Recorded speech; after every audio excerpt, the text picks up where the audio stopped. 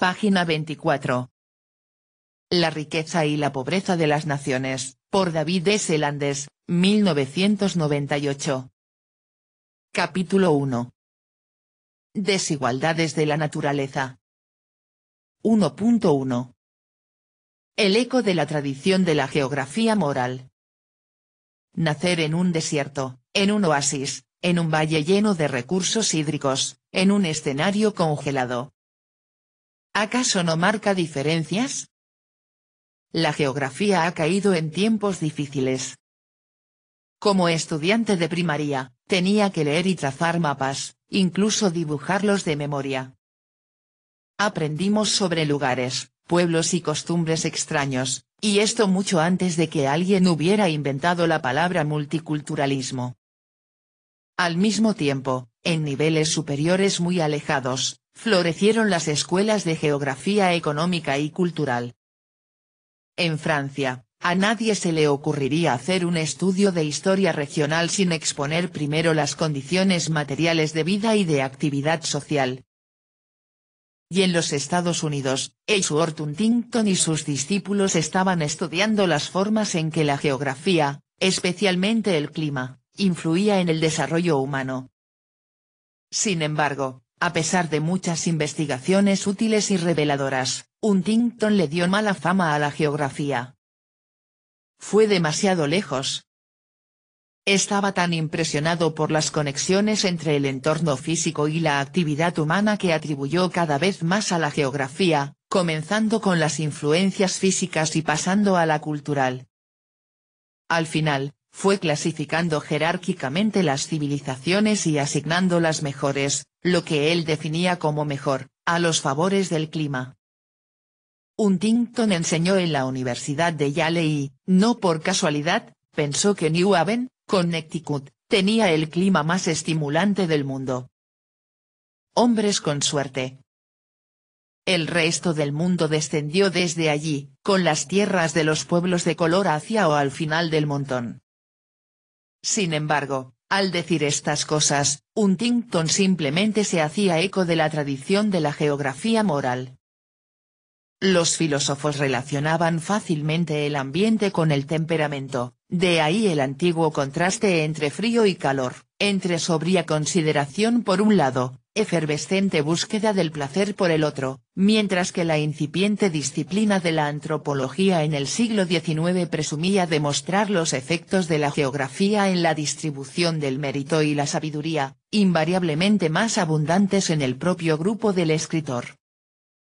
En nuestros días, las tornas a veces se invierten, y los creadores de mitos afroamericanos contrastan la gente del sol feliz y creativa con la gente del hielo fría e inhumana.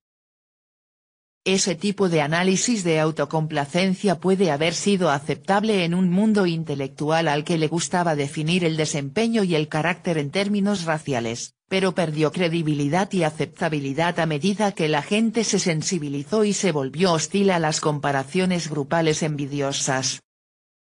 Y la geografía se vio perdida con ella. Cuando Harvard simplemente abolió su departamento de geografía después de la Segunda Guerra Mundial, apenas una voz protestó, fuera del pequeño grupo de los despedidos. Posteriormente, una serie de universidades líderes, Michigan, Northwestern, Chicago, Columbia, siguieron su ejemplo, nuevamente sin objeciones serias. Estos repudios no tienen paralelo en la historia de la educación superior estadounidense e indudablemente reflejan las debilidades intelectuales del campo, la falta de una base teórica, el oportunismo que lo abarca todo, más eufemísticamente, la apertura católica, la especial facilidad geográfica de la humanidad. Pero detrás de esas críticas yacía una insatisfacción con algunos de los resultados.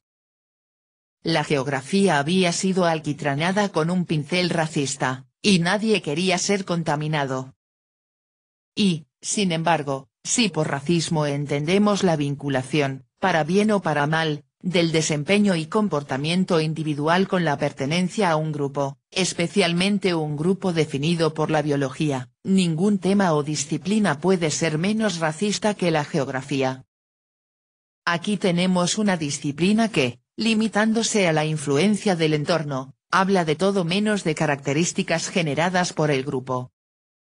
Nadie puede ser elogiado o culpado por la temperatura del aire, o el volumen y el momento de la lluvia, o la disposición del terreno. Aún así, la geografía emite un olor sulfuroso a herejía. ¿Por qué? Otras disciplinas intelectuales también han propagado el disparate o el exceso, pero ninguna otra ha sido tan despreciada y menospreciada, aunque solo sea por negligencia. Mi propia sensación es que la geografía está desacreditada, si no desacreditada, por su naturaleza. Dice una verdad desagradable, a saber, que la naturaleza como la vida es injusta, desigual en sus favores, además, que la injusticia de la naturaleza no se remedia fácilmente. A una civilización como la nuestra, con su afán de dominio, no le gusta que la frustren. Desaprueba las palabras desalentadoras, en las que abundan las comparaciones geográficas. La geografía, en definitiva, trae malas noticias, y todo el mundo sabe lo que se hace con ese tipo de mensajero. Como dice un profesional, a diferencia de otras historias, el investigador puede ser responsable de los resultados, al igual que el meteorólogo es responsable de que el sol no aparezca cuando uno desea ir a la playa. Sin embargo, no somos los más sabios para la negación. En un mapa del mundo en términos de producto o ingreso per cápita, los países ricos se ubican en las zonas templadas, particularmente en el hemisferio norte, los países pobres, en los trópicos y semitrópicos. Como dijo John Kenneth Galbraith cuando era economista agrícola, si uno marca un cinturón de un par de miles de millas de ancho que rodea la Tierra en el Ecuador, no encuentra dentro de él países desarrollados. En todas partes el nivel de vida es bajo y la duración de la vida humana es corta. Y Paul Stretton, quien señala de pasada la resistencia instintiva a las malas noticias.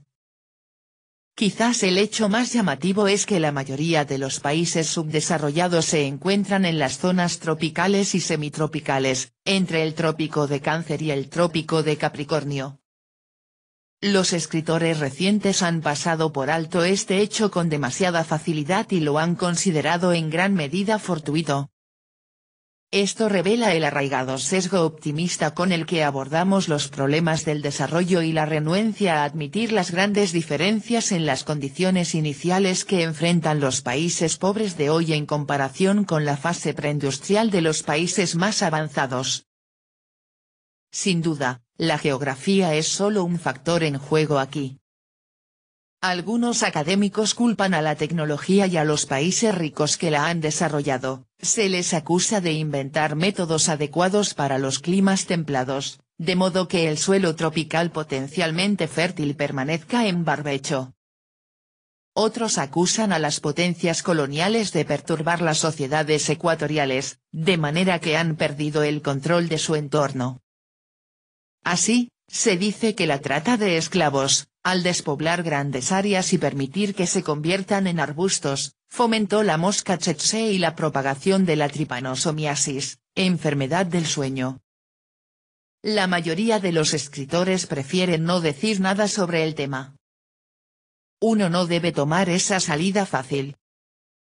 El historiador no puede borrar o reescribir el pasado para hacerlo más agradable, y el economista, cuya fácil suposición de que todos los países están destinados a desarrollarse tarde o temprano, debe estar dispuesto a enfrentarse con dureza al fracaso. Cualquier cosa que se pueda decir sobre el debilitamiento de las limitaciones geográficas hoy en día en una era de medicina tropical y alta tecnología, no han desaparecido y eran claramente más poderosos antes. El mundo nunca ha sido un campo de juego nivelado, y todo cuesta. Comenzamos con los efectos simples y directos del entorno y continuamos con los vínculos más complejos y mediatizados. Página 28.